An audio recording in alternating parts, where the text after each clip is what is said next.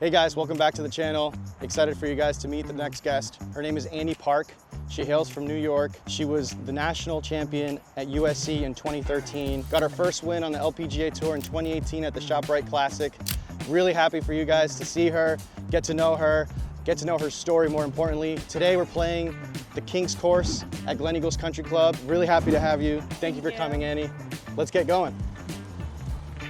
All right, Annie, this is hole number 1, par 4, 364 yards to the center of the green. I say you play it safe off that right side. Okay. Go ahead, have at it.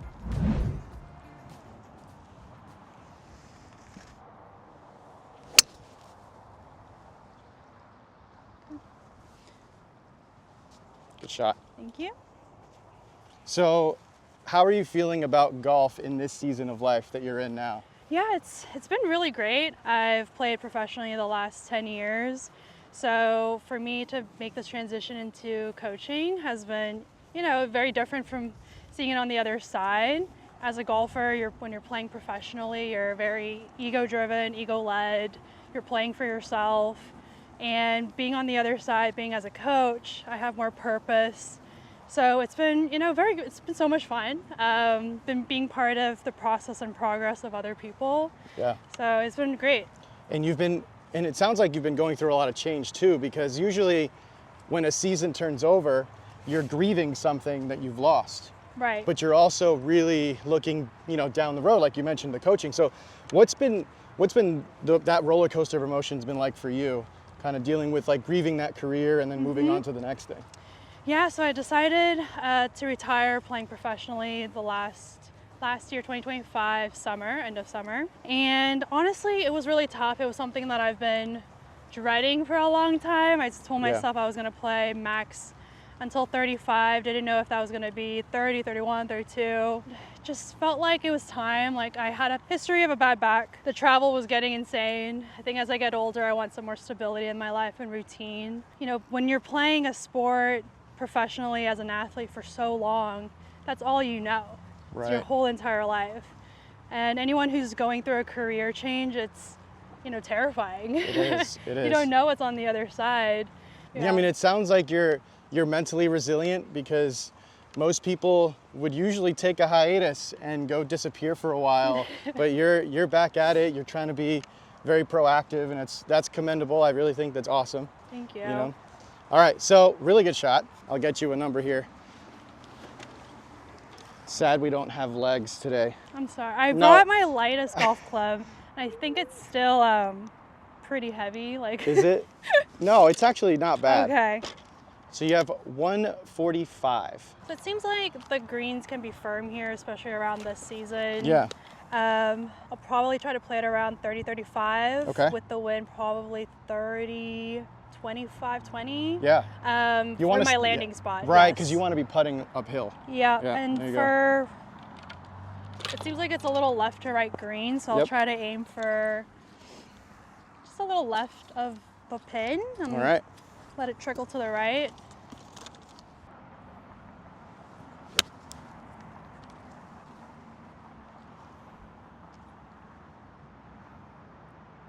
All right, it's trying.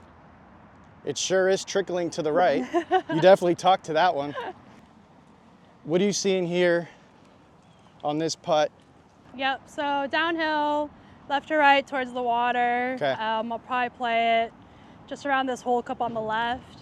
Looks pretty fast and slick.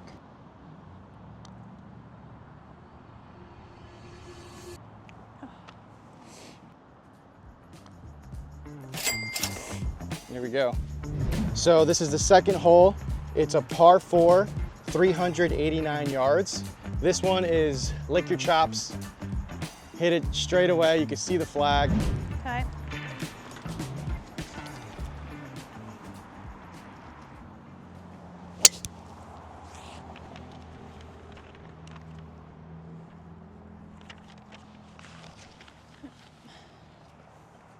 Good shot. Thank you. Very nice. Thank you. If you can remember, my memory isn't great, but I bet yours is. Most professional athletes' memories are just unbelievable. Can you remember at some point in your early golf journey when you realized, when you're like, oh wow, like golf matters to me? Like this is a thing. So I started back when I was 8. I played my first tournament at 9. I was like, this is like the most boring sport out there. Like, who plays this sport?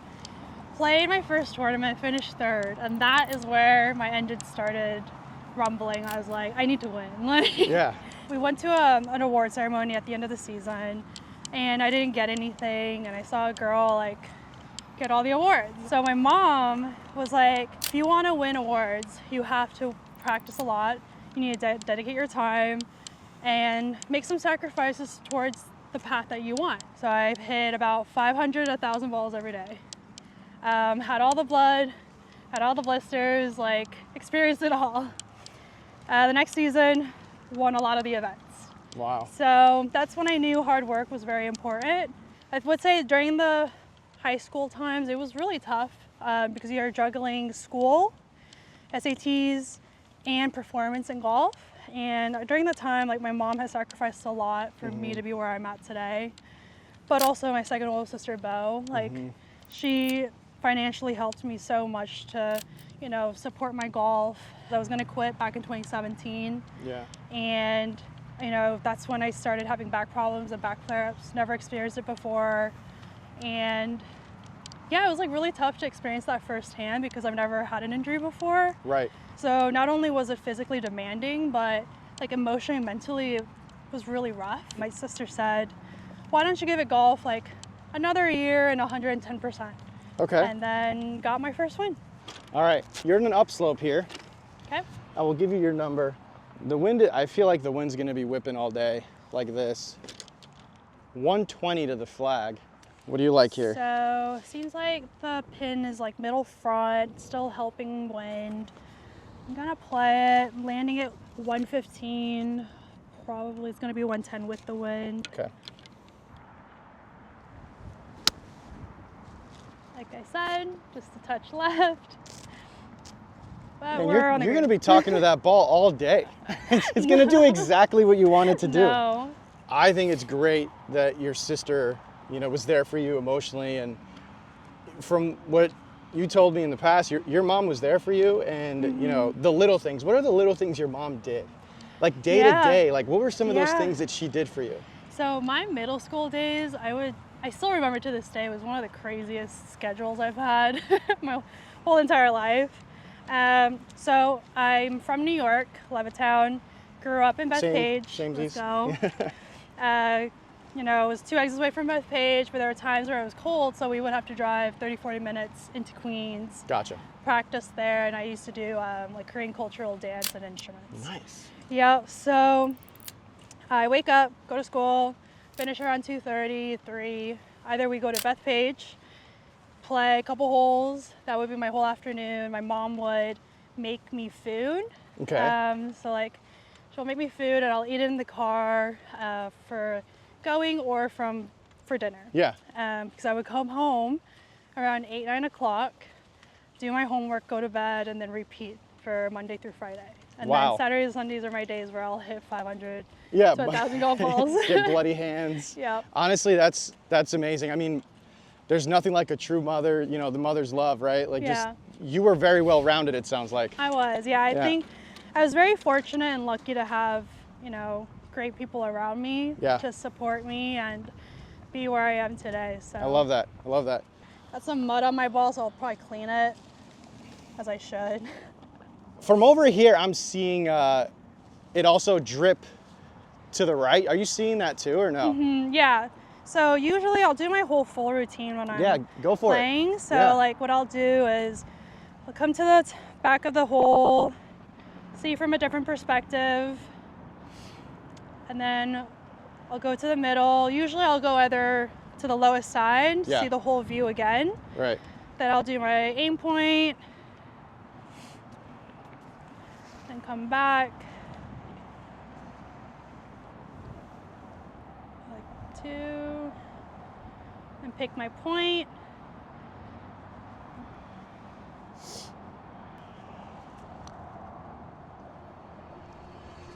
Oi. Oi. It's good speed. You're not mad about the speed, are you? No, it was better. Good All par. right, I'll take it. Oh, yeah. Leave it. This is hole number 3. It's a par 4, 345 yards. What's your plan of attack here? You want me to shoot something down there for you? Yeah, could you shoot? So there's 2 bunkers on the left. Yes. I know I can definitely carry the first one just by eyeballing it, but the second one second I'm a one? little bit more worried about. Okay. I like to know what the carry is, so maybe at the edge. That left edge at end the back. of the bunker, yes. So you're looking at 245. Okay. And this wind is in our face. We're definitely Yeah. into the fan right now, so. So I know for me right now I can carry 235.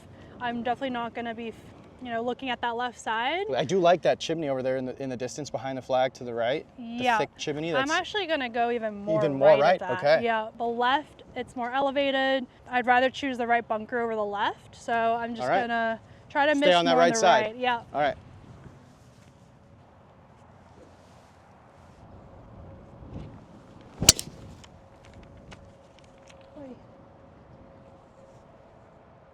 All right, I'll take it.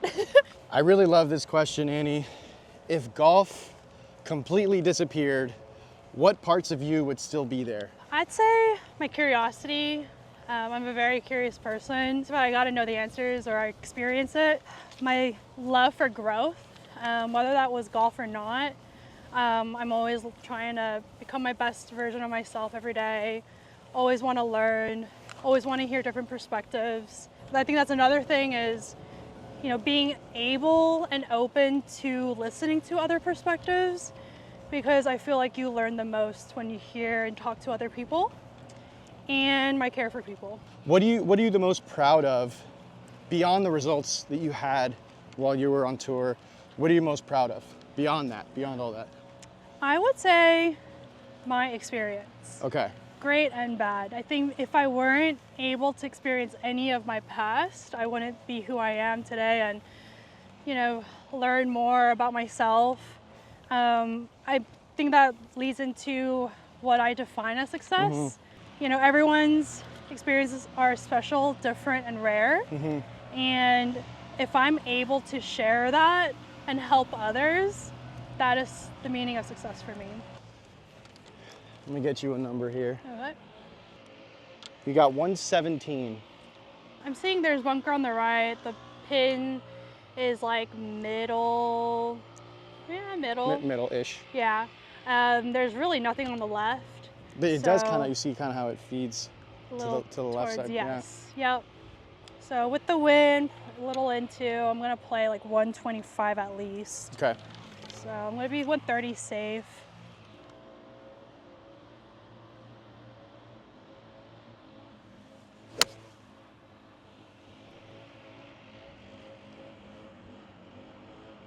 All right, Oh, I didn't come down.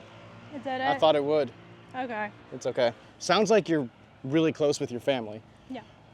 What's something that they know that the fans don't know about you personally? I don't know. So like, what my close friends and family have told me is that I'm personable. Yeah.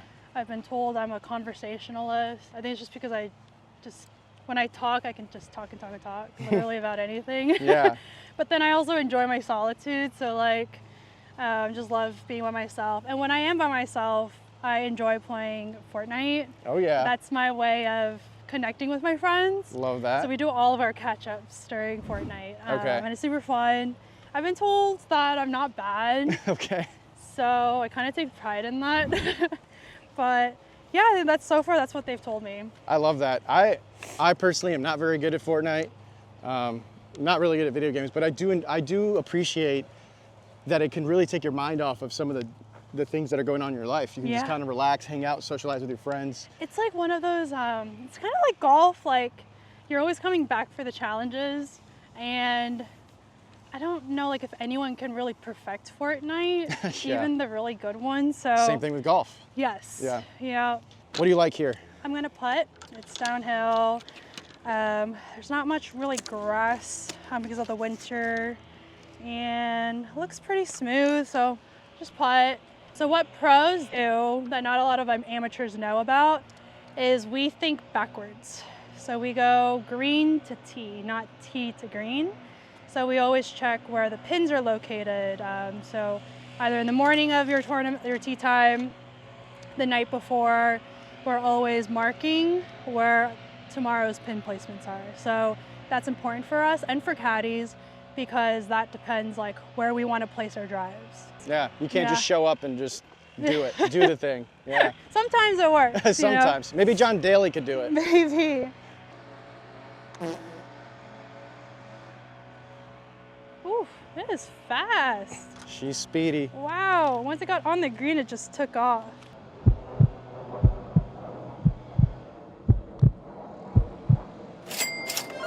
Yes! Par train, let's go. Way to go, Annie. Oh my goodness. Nice. That was like the stadium pulse, or like the heartbeat. All right, guys, this is hole number 4. It's a par 3. It's 140 to the center of the green. That flag right now is about 120. What do you like here? Yeah, well, there's water in the front Yes. and bunker in the back, so gotta get the number right. Yes, we gotta get it on. So you said it's about 120. It's 120 to to that pin, yes. I'm gonna play it at least minimum 130 because the wind's into our face. It is. So to be safe, I'll probably do 135. Okay. You know what? I'm gonna go with my 8 and I'm gonna do a punch 8, and that should be plenty of distance. Okay, and then I'll draw it. Oh, barely. Boy. Wow, it's a lot of wind. That wind really turned it. When you got that first win on the LPGA Tour at the ShopRite Classic, what did that do for you, or what didn't it do? Like, did it bring you peace? Did it make you more hungry? Like, what were the emotions? It brought temporary peace, just knowing that, okay, now my card's secured for 2 years. You know, knowing what your schedule is like and what tournaments you can play and what tournaments you can take out. Like, having that luxury, it brought temporary happiness because it was a lifelong dream of mine to win. And to do that, like, close to home, it was just so magical. Did you go to ShopRite afterwards? We did. You know what? We actually did. No way, you did. So it was super fun, and my whole family was there. So that was very special. I mean, I would putt just because usually I would putt because it's so tight. Yes. Here today. Yeah. I just don't know if I can. Well, you know what? Let's just try. You know Let's what? I'm do it. gonna go for the sprinkler, and we'll see if it gets through or it just pops up.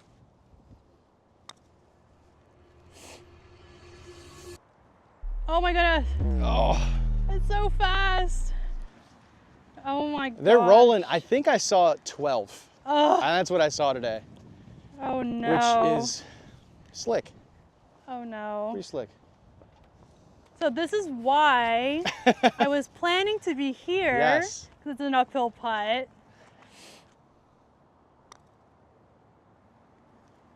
Get legs. The legs. Oh. So this is one of the reasons why course management is so important. Yeah. Because my initial plan was to be out here. Yeah. And I drew it left. So it was a really tough second putt or chip or shot, whichever you do. You ended up on a putt-putt course with those sprinklers. And I decided to go left of it. Yeah. And then it was an uphill putt from the second putt. Yeah. So could have saved a stroke there. 5th hole, par 5, 500 yards to the center. It's a massive dogleg right. We got that bunker over there on the right. The wind, we're into the fan, wind's in our face. You could tell right here with the water, it's coming into us. What do you like here? Do you want me to laser the bunker for you? Yes, please. All right. Yeah, so what I'm feeling is that there's wind into. Do you want the back of the bunker or the back of the bunker? Okay. Yeah. Pretty much like 220. Okay. Yeah. So I'm gonna hit driver. I'm gonna go left edge of this bunker. Got it. It's a really small tee box. Yeah. I feel like if I laid down, I could like take up the whole tee box. Jeez.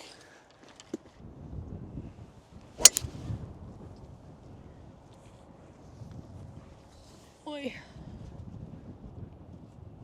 You'll be happy with that. Yep. So we've talked a lot about that early success. You mentioned that first tournament you placed in 3rd, that was kind of the impetus to like the rest of your career and your mindset of being a competitor. Yep. Having all that early success, the NCAA standout, you won that individual championship in 2013 at USC. Did you feel the pressure then, like to succeed? Like what was that like? What was? Well, in college, you know, my main goal was playing best for the team and for myself. You know, we had a stellar team in 2013. We had a standout, you know, so many great players. You know, we just crushed it. Yeah.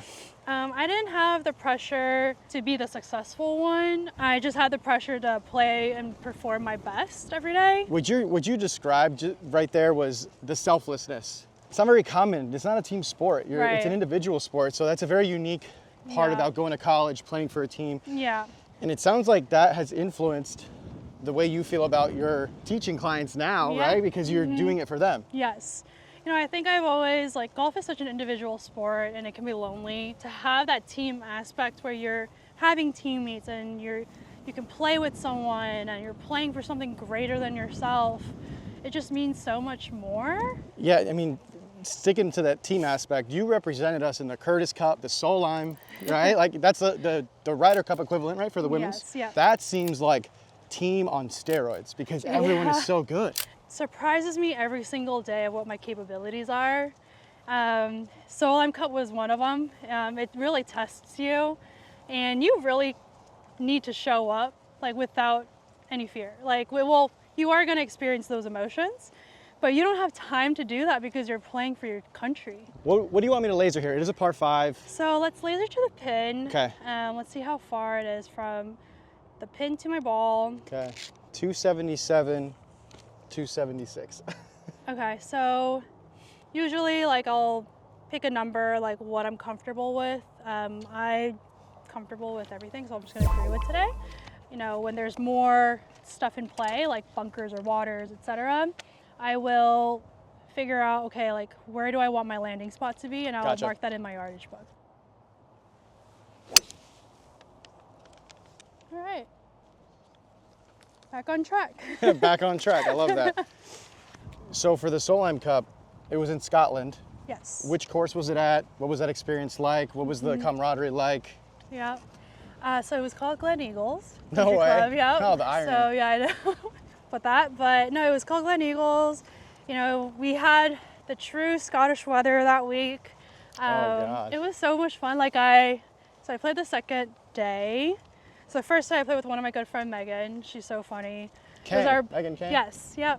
We were both first Solheim Cuppers that year. Nice. So we were Dow partners and earlier that year, so we decided to be partners there, and captains saw that. Second day, I was paired up with Brittany Altamare, and we were played against Suzanne Patterson and Ann Van Dam, and I believe that was the last year Suzanne was retiring. So Got it. we won that match. It was super fun. We played in the wind, cold, and rain.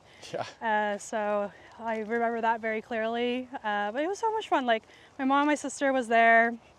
It's just so special. Like, you know, we all had the first two jitters, and it's like what I said earlier, like you don't have time to process your emotions. Right. Because you're out there to get the job done. Well, look at where you ended up. I like it. I like it too. I like it a lot. Do you like a number here? So yes, I know some people are like feel people, and I just don't know. I like you like getting numbers, but let's see. Let's try me guessing the number. Okay. For fun. Yeah. I used to be really good at this, but I haven't played in a while. So 62. 55. Oh. Hey, plus or minus 7 I'm is gonna good. play 62. Okay, yeah, you should, because this wind is in our face. It's pretty gnarly. Okay. Yeah. Boy. So my goal here is the last two. I just went by the hole so much. Yeah. And look at that. It can definitely get away from you on that side. For sure. There is like a ridge, so I definitely want to focus on my speed on this putt. It is left to right, so I picked my spot.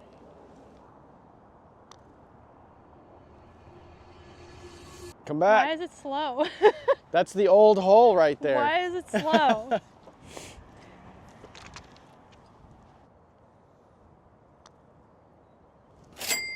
All right, guys, hole number 6, par 4, 341 yards to the center of that green. There is water. What do you like here? The wind is kind of, it's off the right. Coming, it's hurting. I was gonna hit 3-wood, but I might just hit driver. The wind is really strong. It is very strong. It is kind of creeping into Yeah. the wind, like into our face, so it should be right to left. I mean, the left is fine here, so if it does push a left, I'm happy with that.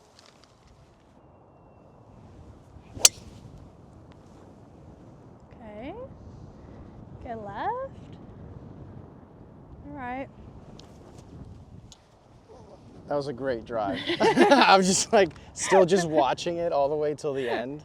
Sleeping in your own bed was something you were yearning for. Yes. And obviously because it sounds like you were just constantly traveling, you're never home. So what's something about the tour life on the LPGA Tour that people really, can't really glean from just the outside looking in?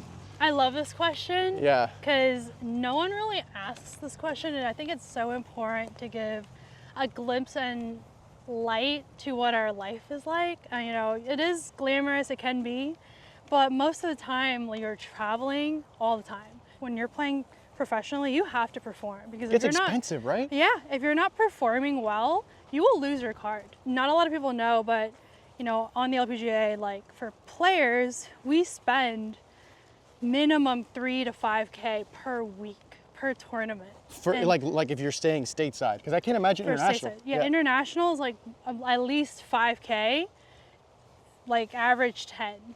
So if you don't have sponsors, it's really hard to sustain any profit. How do those sponsors work? Do they pay you periodically? Do they pay you, like, how does that work? All sponsors will be different, but it can be like they pay twice a year or quarterly or one time, it depends. You have to play a minimum X amount of tournaments that you agree with your sponsor per year. So yeah, golf is expensive. So when you aren't playing well for those players who are always gonna be like, have that one season and you don't know if you're gonna make the cut and you're teetering on the top 100, you don't play well, it gets more expensive, because then you have to go back to Q school. Oh, goodness. And then Q school is like 3 to 5K alone for entry fee. Then you have to pay for your caddy, which is another 3 to 5K. Yeah. It just racks up. It does. Yeah. Well, you've got 97 yards here. Okay. What do you like? So 97 pinned back. Wind is now right to left. It is right to left, yep. So we're gonna play it around 100. So That guy. yes, I'm gonna hit a 3/4 44.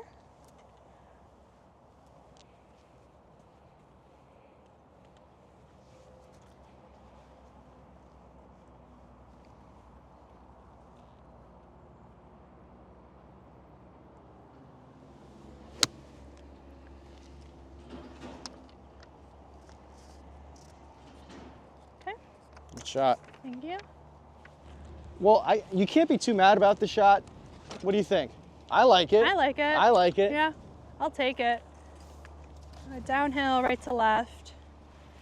I'm gonna really do my routine Yes, here. go really ahead. Commit to it. Commit to the routine.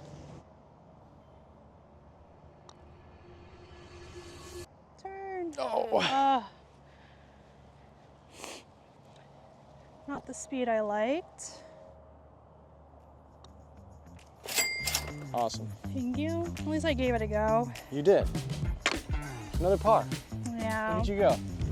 All right, Annie. This is hole number 7, par 3, 155 yards. The wind is hurting. What are you feeling here with the wind? It's playing at least. A little longer, right? Yeah. It's got to play a little longer. 75. Yeah. So I'll laser the flag, because Yeah. this flag is a little bit closer. So we're looking at 154. So it's there. It's like dead center. So you'll Okay. play this a little bit longer. Yeah, I'm gonna play this 75 because Okay. there's water on the front, a lot of room in the back. I'm gonna favor a little bit left of that pin. Got There's it. just so much space.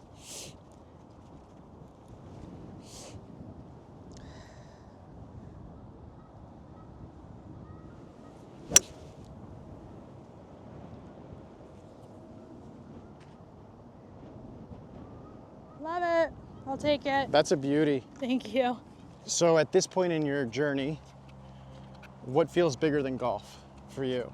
I'd say serving something greater than yourself. I Yeah. think, I've asked wiser people, Yeah. I said, like, what is your definition of happiness, right? And they always said, serve others, serve something that's greater than you. And I couldn't understand what that meant because, my job is playing golf. Right. So, It's always going to be a part of you. yes. So it's hard to kind of separate that, right? Yes. And so now I understand that, right? Yeah. Like I'm now teaching, but I'm trying to put myself in their shoes to experience what emotions they're feeling. How can I help navigate through those emotions, navigate their journey in golf. Like one of my goals is to help make golf more enjoyable for them, explain how simple golf can be, which is really funny because I'm like, golf is actually really simple, but why did I make it so complicated? Right. Right. So You get to share your successes and your failures with them. yes, and I think the way how I coach is, I wished I had someone like me when I was playing, and I enjoy it, and I try to apply it for myself as well. And it's been great. Like I love being part of their journey, their process and progress. Yeah. Even though there are challenges, I love the challenge. I love that I have to be creative with every different student that I come across or client, and it's just been really fun, and I feel like it aligns with who I am and what I want to become more clearly. I love that. Thanks for sharing that. That's Thank you. that's so important. All right, let's try to make this.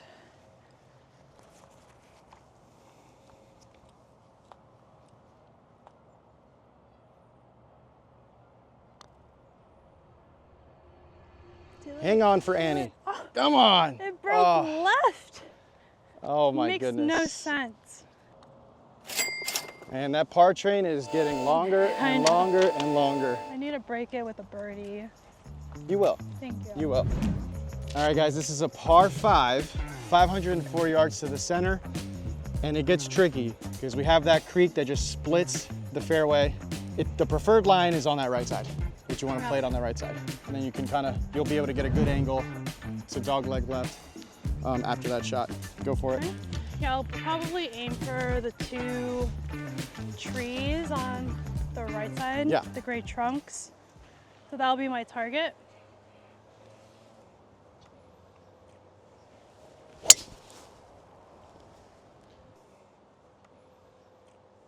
So I'm curious what your coaching philosophy is. Yeah. I know everyone has a certain style, the kind of direction they like to take their students.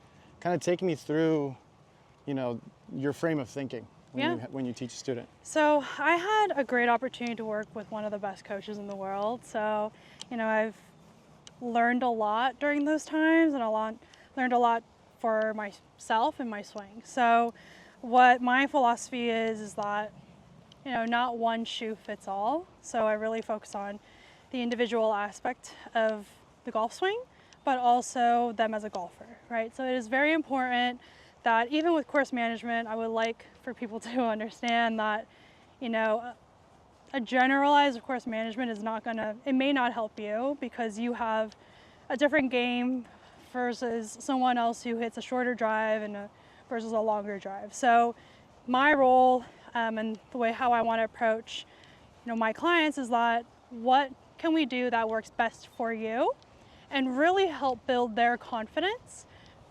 with who they are and really focus on how can you be comfortable in your own self on this golf course. Right. So Okay. that is my goal Okay. with course management, with the swing, everyone's body type, flexibility, mobility, strength, it's all different. Yeah. So how can I, help create a swing that works best for them? So that's my approach. I like that. Yep. You're looking at, to just get in that bunker, you're looking at 250. Okay, I can't reach it. Yeah, so I'm gonna you're just just staying go- right of it, yeah. Oh, I thought you were gonna do driver off the deck. Oh, no. I was like, no. okay, that's, No, not on this hole. Maybe some other time. Yeah, so I'll just probably go, at the bunker. yeah. I think left is fine there, so.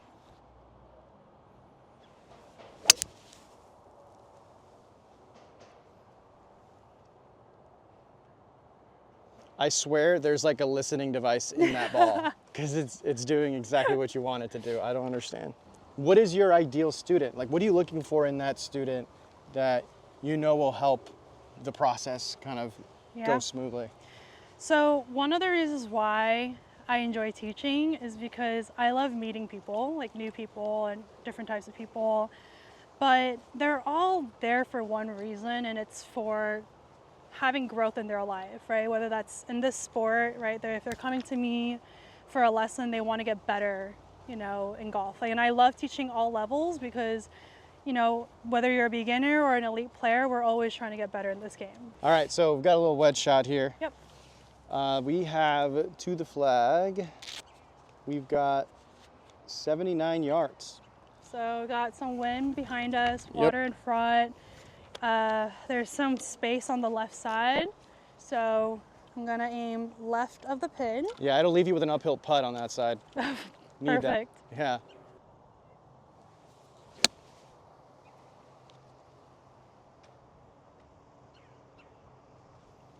Sweet. Saucy. Very nice. Thank you. I like that. Right now,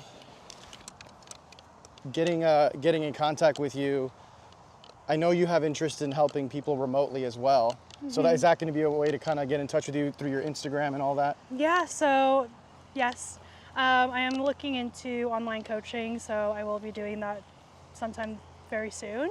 I will be launching a couple of programs that I've been working on, and I have a beginner's guide that I've been heavily working on. Yeah. I've been asking a lot of my friends that don't play golf, like, what are some questions that, you know, you would like in this sport, right? Yeah. Like, if you wanted to get started, like, how do you get started, right? Right. So it will be an ultimate beginner's guide that I'm working on. And guys, if you guys have any questions for Annie, throw them in the comment section. Help her brainstorm through this process as she's continuing to build out her programs. I think she would find that really helpful. Thanks, guys.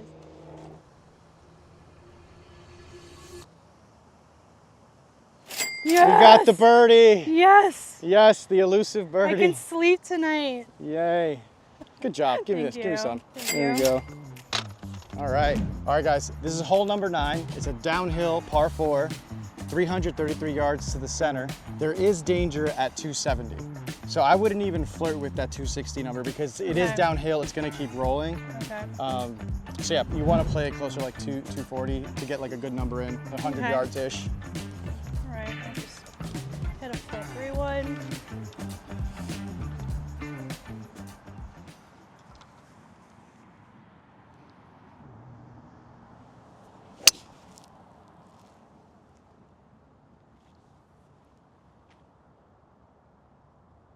All right. Very nice. If you were to go back to the young Annie, the 9, 10, 11, 12, 13-year-old Annie Park, what's some advice you wish you would have gotten at that time in your life? Yeah, you know, at the time of the life, when I had some rough challenges, like rough patches of times, I thought they were never ending. Like, I thought it was just gonna last forever. Yeah. And it doesn't. If I ever were to have another rough patch, I know that I can get through it. So I want to give that advice. Like, don't ever give up, right? Like, as long as you're trying, you're on the right track. And then lately, I've learned you just got to do something, right? If you're going to just keep thinking about it and not doing it, you're just going to worry about it. Like, Yeah. so I'm trying to really lift that right now, Yeah. right? Like, no choice is worse than a bad choice. So all in all, telling little Annie to just take action. Yes. Just do the thing. Yeah. It'll be okay. Don't give up. Yeah. You know, keep going at it. Make a choice. Don't live in fear. Yeah. And if you are doing what you are afraid of, you're on the right track. There you go. Love it. I love that. So it's a little downhill. Yeah. I'm feeling some 106. some wind from Yeah. the right. It's like off the right side. Yeah. So, sorry, how far was it? 106. 106. We'll land it around 95. Not sure how firm it's gonna be. That's including with the downhill. Okay. Probably 90. So All right. I'm on 48.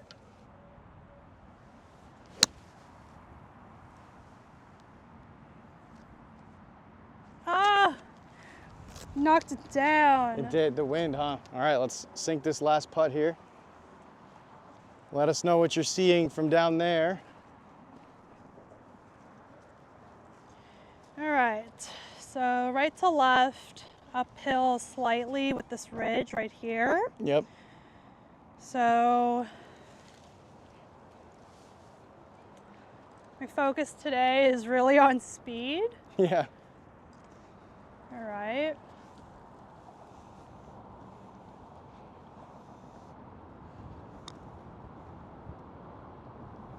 Ooh.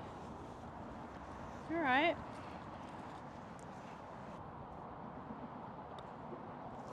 Awesome. There we go. Annie, Thank you. thank you so much. And thank you guys for tuning in. I will be putting all of her socials in the comment section, in the description. And please comment and let her know any questions you might have as she's building out this program that she's building. And of course, follow her journey as she goes into this new chapter of her life. Really excited to see where she goes. Stay tuned for more. Thank you.